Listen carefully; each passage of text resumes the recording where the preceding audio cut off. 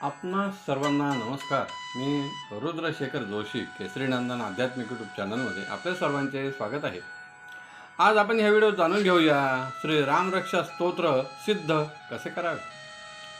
कोणतेही स्तोत्र असो वा मंत्र ते सिद्ध करावे लागतातच.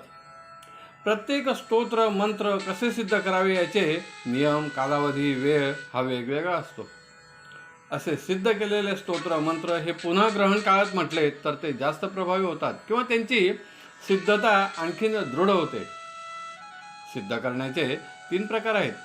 विधिवत नियमानुसार जप अनुष्ठान करून ते सिद्ध करणे, गुरु सद्गुरूंकडून मंत्र दीक्षा घेऊन त्यांनी सांगितलेल्या विधीनुसार रोज जप करणे व तिसरा प्रकार म्हणजे एकच स्तोत्र किंवा मंत्र हा ठरलेल्या वेळी रोज नित्य न चुकता एकाच आसनावर बसून वर्षानुवर्षे म्हणणे होय. यामुळे तो मंत्र किंवा स्तोत्र आपोआप सिद्ध होते. तरीही जर कोणाला वाटले की विधिवत सिद्ध करायचे तर ते करू शकतात. त्याचा प्रभाव आणखीन वाढेल. आता श्रीराम रक्षा स्तोत्राच्या बाबतीत जर विचार केला तर हे स्तोत्र सिद्ध करण्यासाठी गुढीपाडवा ते रामनवमी ह्या काळात दररोज 13 वेळा म्हणावे किंवा ते अश्विन शुद्ध प्रतिपदा ते नवमीमध्ये म्हणजेच नवरात्रात देखील हे स्तोत्र सिद्ध करता येते. आता हा कालावधी का निवडला असावा याचा विचार करता असे लक्षात येते की चैत्र शुद्ध प्रतिपदा म्हणजे हिंदू नवीन वर्षाचा प्रारंभ. अशा शुभ दिवसापासून काहीतरी शुभ करण्याचा संकल्प करणे किंवा श्रीराम रक्षा स्तोत्राचा पाठ सुरू करणे उत्तमच होय. व रामनवमीच्या दिवशी प्रभू श्रीरामांचा जन्म झालेला आहे म्हणून तो दिवस अत्यंत उत्तम होय. अजून एक कालावधी म्हणजे शारदीय नवरात्र होय.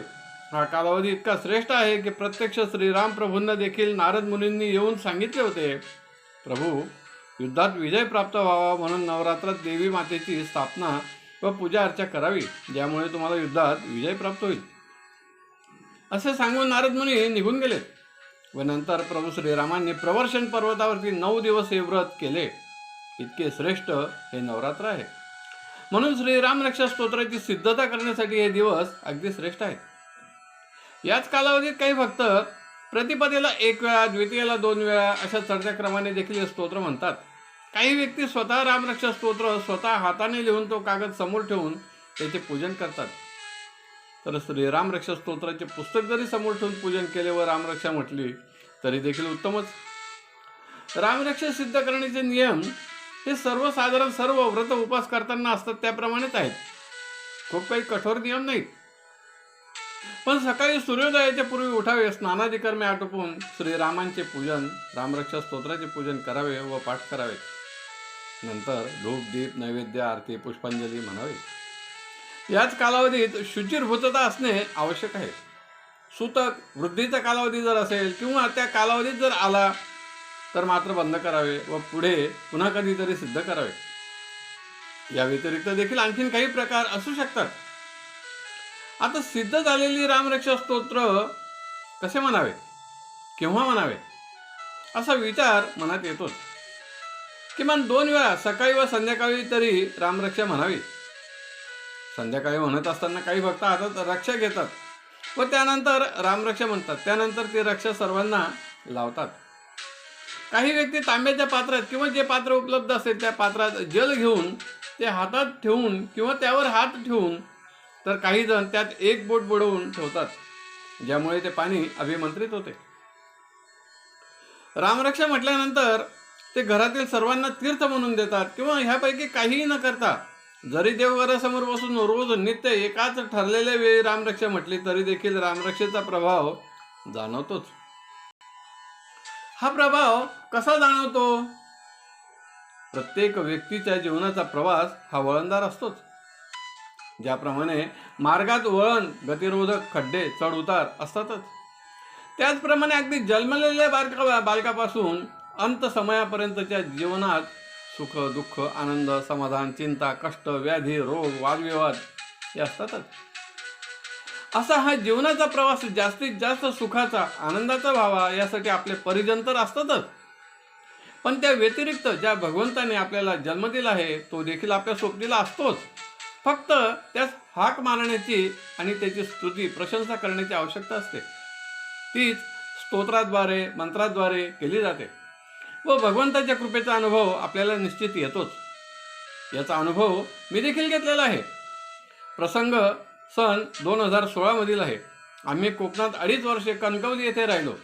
त्या कालावधीत माझी मुलगी मला भेटायला आली. तिला लहान मुलगी होती, वय अवघे 7-8 महिने असावे. ती सकाळपासूनच रडत होती. काही केल्या तिचे रडणे थांबत नव्हते. मी दुपारी जेवणास आलो त्यावेळी देखील ती रडतच होती. संध्याकाळी आलो तरी देखील ती रडतच होती. रात्रीच्या दवाखान्यात बालरोग तज्ज्ञांकडे नेले. त्यांचा दवाखाना बंद होता म्हणून परत आलो. रात्रीचे 12:30 वाजले. मी माझ्या पत्नीस व मुलीला सांगितले, एक हॉस्पिटल आहे, तेथे आता जाऊन ॲडमिट करूया. पण वाहन उपलब्ध होऊ शकले नाही म्हणून मी हताश हतबल झालो. श्रीरामास हनुमानास प्रार्थना केली, हातात रक्षा घेतली व मारुती स्तोत्र व रामरक्षा म्हटली आणि लगेच तिला लावली आणि पुढच्या हॉलमध्ये येऊन बसलो. आणि काय आश्चर्य, तिचे रडणे काही सेकंदात बंद झाले. मी पुन्हा हॉलमधून उठून आत आलो तर ती फक्त हुंदके देत होती. थोड्या वेळाने तेही बंद झाले व शांतपणे झोपली. सकाळी उठली ती अगदी हसत हसतच उठली. श्रीरामरक्षेचा काही सेकंदात झालेला प्रभाव आम्ही सर्वांनी अनुभवला आहे.